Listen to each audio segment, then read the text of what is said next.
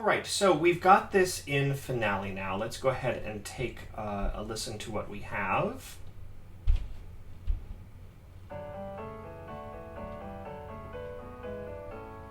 As I say, there's might be some things that I change about it. It feels a little meandry in the first measure, but it gets the job done, and that's what we're looking at now, just for our first steps in creating a fugal exposition, to get a sense of what we're starting with. And of course, the first thing that we'll want to start with now is to begin unfolding it. We want something that's going to look like this. We want a subject, and to have that continue on for a while. We're going to want to have an answer to that subject, and then probably a little bridge section to get us back to the tonic, and then finally we want the final subject. Now remember that this can proceed in any voice, any order of voices.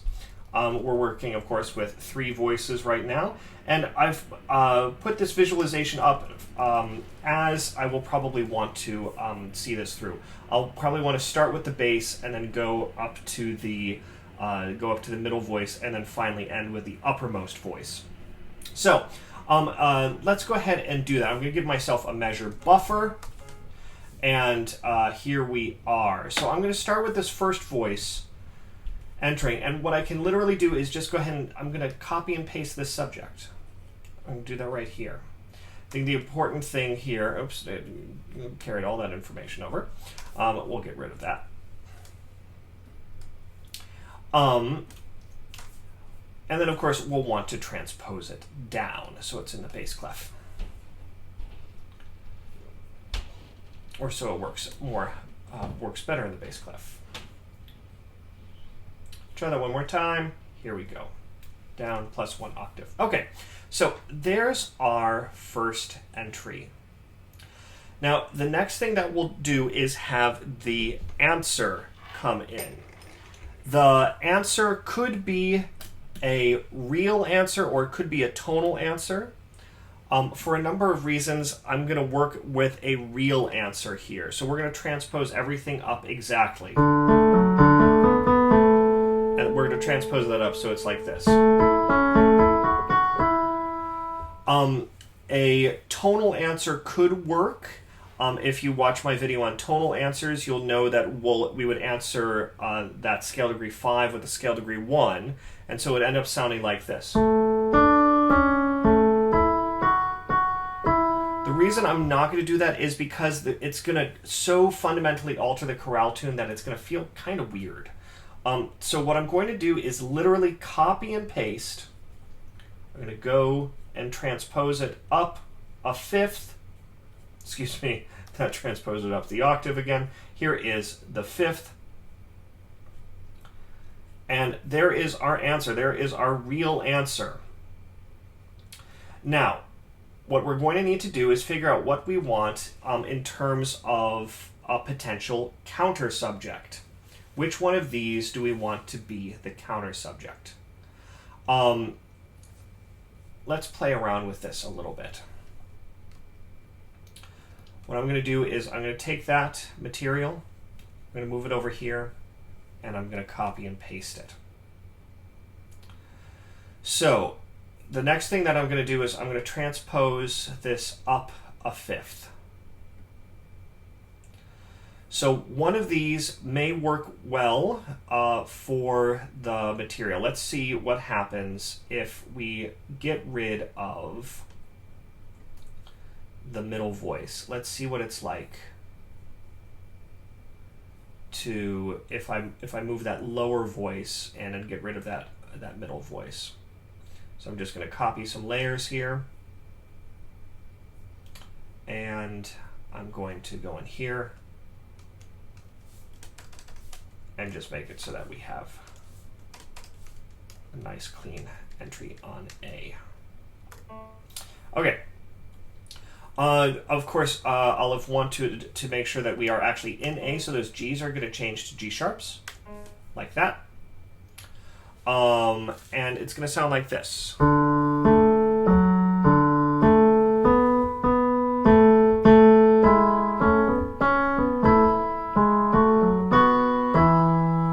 Now, the one issue with this is that I worry that we're going to start feeling like we are just continuing onwards in and heading towards E major. It's not going to be as big of a deal because we don't have that leading tone here, so I like that. If we had kept the other, I'm going to do some undos here so that we see what it's like if we had kept the other voice. Here, let's redo that transposition. And let's see what happens. I'm going to get rid of the lower voice now so that we can see what that upper voice is like and see which one we like a little bit more. So this is with the upper, the middle voice, if we would use that as the counter subject.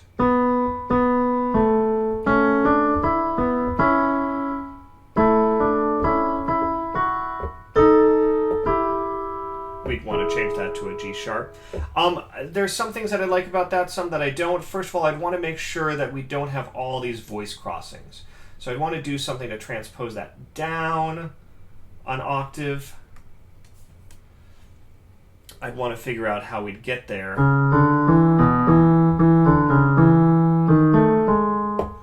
Maybe change this to a G sharp. Because we are in A at this point.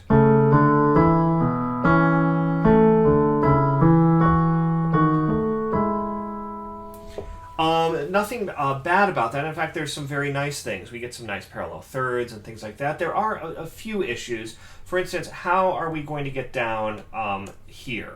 It's a little bit of a large leap. It feels a little bit disjointed if we were to go straight from this A down to that C sharp. Feels a little awkward.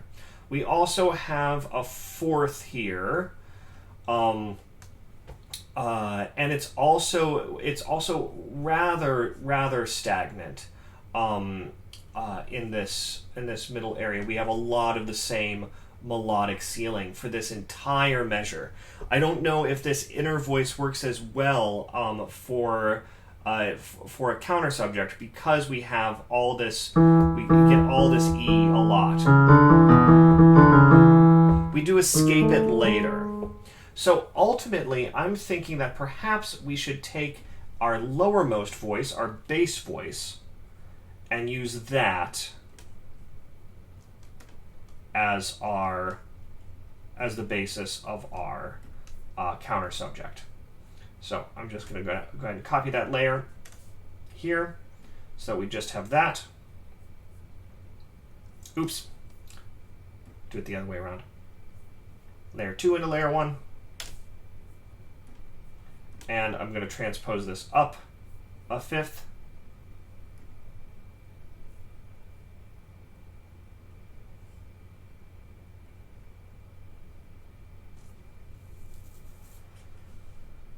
There we are. And I'm going to sharp those G's. There we are. Few things that I might want to play around with here is it feels a little stagnant right here where the two voices come in. So I might change this up a little bit. It might be nice to have perhaps a third here on the entrance. Maybe if I had a little passing tone in there as the tail of the subject.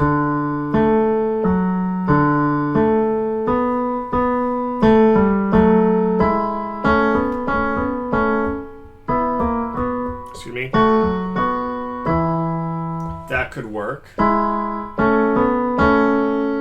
There is a little bit of some voice crossing in here. That certainly does happen sometimes in fugues. We might leave it for right now. Another possibility, actually, I know I said we could leave it.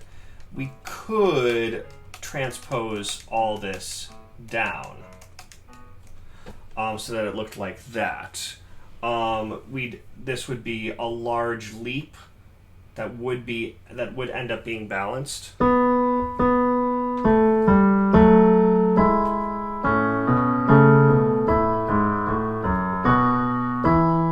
feels a little bit disjointed, maybe it's better to just leave it up here and have all of the voice crossings, which we may just leave for now.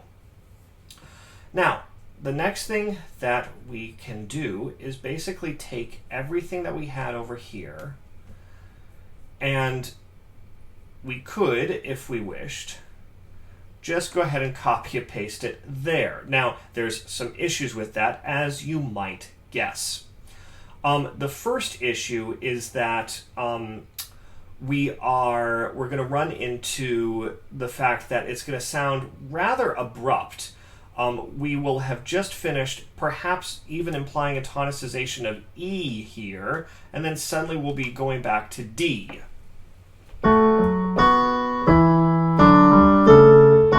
Sounds a bit like we can hear that copy and paste. So we're going to probably want to fit in a bridge somewhere.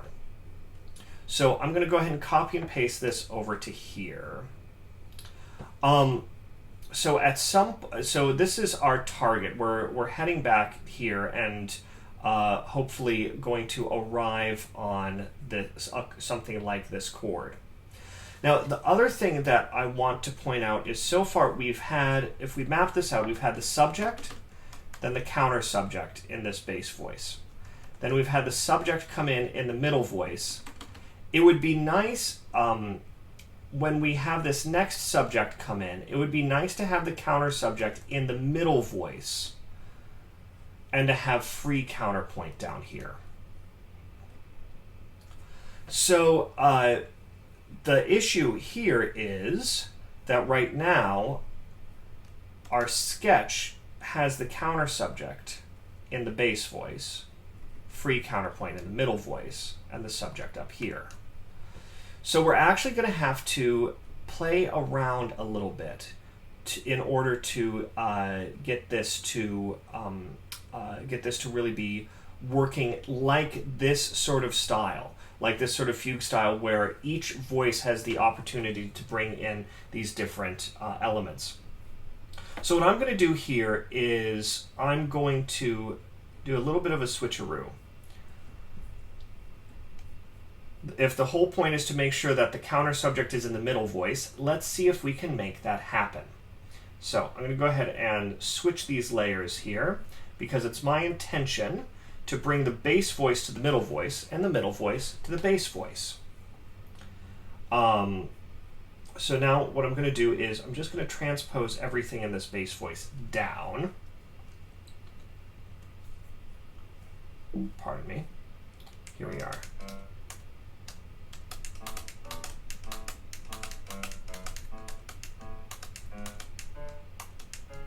And I'm going to transpose everything in that middle voice up.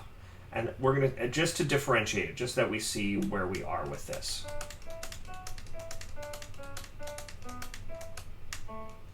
So now we would have the counter subject in the middle voice. We'd have the subject up here, and we'd have the free counterpoint down here.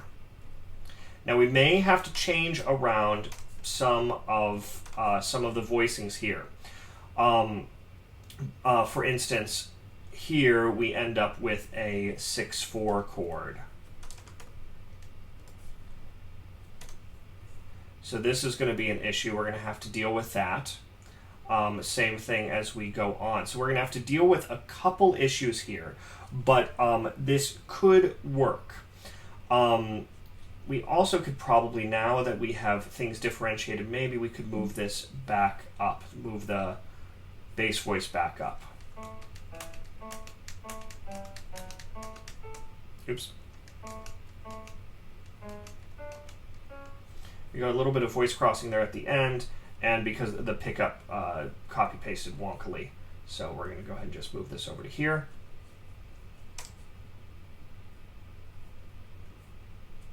Again, a little bit of wonky copy-paste here. Just going to get this set up.